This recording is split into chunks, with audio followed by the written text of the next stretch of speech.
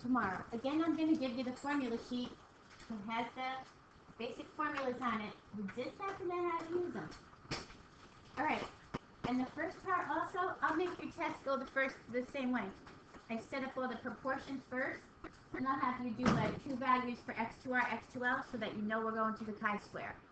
This way it'll be kind of an easy transition, just like your book does. Yes. Yes.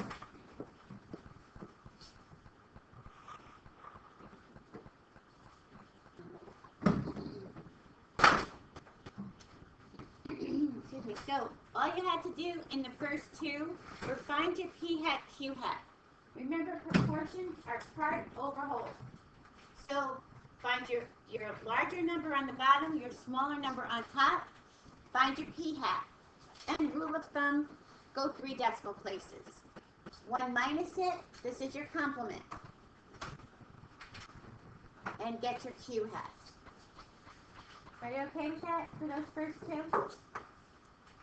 Part over whole. Remember, your p hat, your q hat, you're going to need for your formula. If you're using your calculator, you're going to need your x and your n.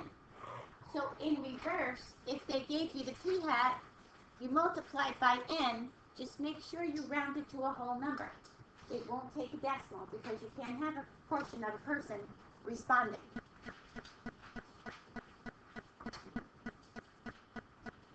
Then we went to 33. And 33 said use example 25. So we used our p hat and q hat. And we found your margin of error. Your ZC, remember, ZC is inverse norm 1 minus 0.90 divided by 2. 90% goes in the middle. You're left with 10 to share, so each one's getting 5%. That's what you're looking at for your ZC. So let inverse norm do it for you, and actually add the little table on your sheet tomorrow that has the 90, the 95, the 99. So plug those in. Make sure this is underneath the whole square root. Find your margin of error. That should be small. These are proportions. So build your confidence interval, plus or minus, and make sure you do this. If you do it in your calculator, stat, test, letter A on mine, come down, X, N, and confidence interval. It also returns your p hat. So when you get your confidence intervals back, your p hat will be there. Make sure that p hat matches up with your p hat, so then you know you're okay. I'm fine with you using the calculator. Just give me the steps, because I don't know if you did anything wrong, like using a Z or a T. At least I could see what you're doing, and the whole thing is not wrong.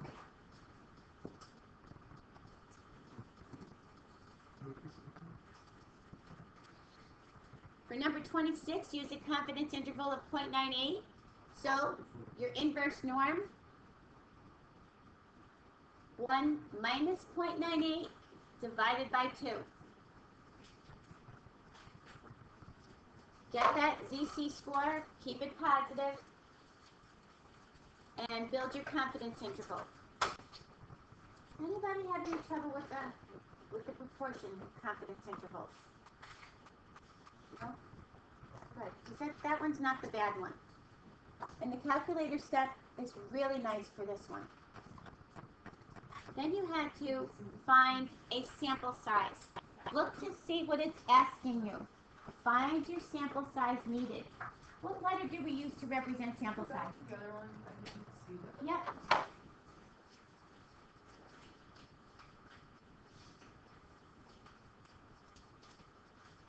Okay. Find your P hat, your Q hat. You good? Alright, this one wanted your sample size. It's asking for your sample size. It's n equals. Use the n formula. N equals. And it even tells you on your formula sheet, find the minimum sample size. N equals.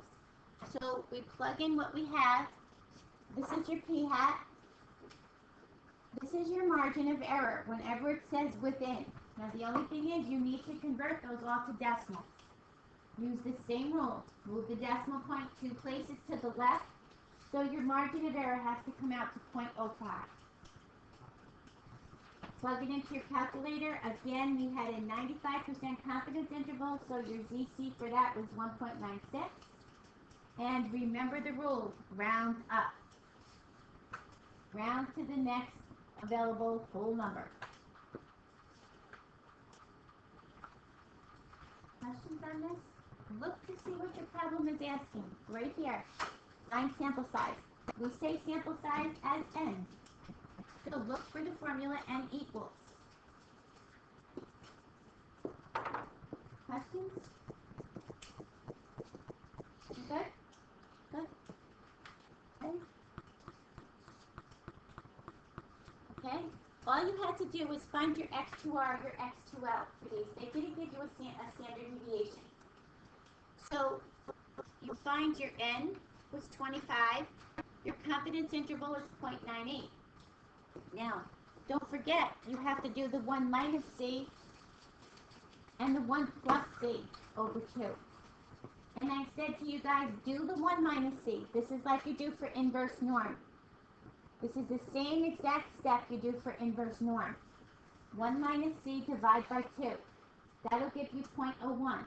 The 1 minus that guy is 0.99. Use the symmetry in your table. 0.01, follow across equal parts from the middle, find your 0.99. And the good thing was, there was no 0.98 on your table. So that kind of sets up a little flag. Whoops. Find those two values, use your degrees of freedom. Remember, because it goes like this, from 0 to infinity, the larger one goes on the right-hand side. That's your R. When you put it in your formula, your R is in the formula on the left-hand side because we want to divide by a larger number. So to find your critical values, guys okay? Everybody can do this. Don't forget this part right here. I also added that part to your formula sheet because they didn't have that there. All right. This was a nice total problem. You put it in your L1. Find your SX. This is a sample. S for sample. Sample standard deviation. So at a 95% confidence interval and your N is 16. So plug this in first and find your critical values. 1 minus 0.95 divided by 2. So you get 0.025. Complement 0.975. You can do it the same way, the other way though, like with you do 1 plus 0.95 and then you Yep. have to subtract. Absolutely. Okay. You can do both in both of them. Okay. Yes. Oh, where is SX in your calculator, when you do a one-var stat, you get the mean. Then come down here, SX, OX. This is your sample standard deviation.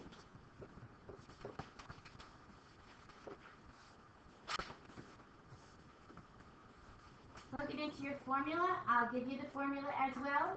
The nice part is the numerators are exactly the same. The denominators are just your critical values. If by chance you put the smaller one on the left-hand side, you'll notice as soon as you work it out, just swap them around. Make it fit a regular inequality. It's got to go smaller, middle, larger. Again, you build a confidence interval so that you can be 95% confident that your population variance will fall between these two numbers. You can be 95% confident that your population standard deviation falls between these two numbers. You know I'm going to ask you to interpret this. And that's what I'm looking for. I know where your sample comes up, so don't refer to your sample because we wouldn't have to do this if we just used your sample. But we're inferring where the population should fall based on your sample. And there's no calculator step for this guy, unfortunately. Yes. So are we supposed to go 4 decimal places? No, you can go 3. Unless it's not significant enough, then go 4. I just happened to go out a little bit more on this one. I find with the variance, because there's such a small difference, sometimes you just have to go out a little bit further. God bless you. If you touched on this for us to interpret it, Of course. I'm going to say, what does this mean? What? Yes. See, like we rounded, like 0.0029, I think it was 0.0028, because behind it, I didn't round it up, but if I put that in, like, I get it wrong. Well, if you use these numbers, that's just because you probably rounded this to 0.073. Nah, I put 0.0727. No, I got 0.0028. 28, maybe I rounded wrong. As long as your rounding is right. Then I got 0.00166. 266, you round to 7. No, you always use your rounding rules for those. I want you to use your rounding rules for those. If I leave like that, I'll get that wrong. Well, then your rounding is off. Yeah. You gotta have your rounding correct. Anyone have any questions? Cool beans, yo, cool beans. Okay. So the last one, we repeated this, guys, for a confidence interval of 0.99. What should we see? What should happen to our confidence interval between 0.95 and 0.99? It gets wider. Good. It gets wider because of these guys. Not because of your numerators, just because of your critical values on the bottom. Again, work it out.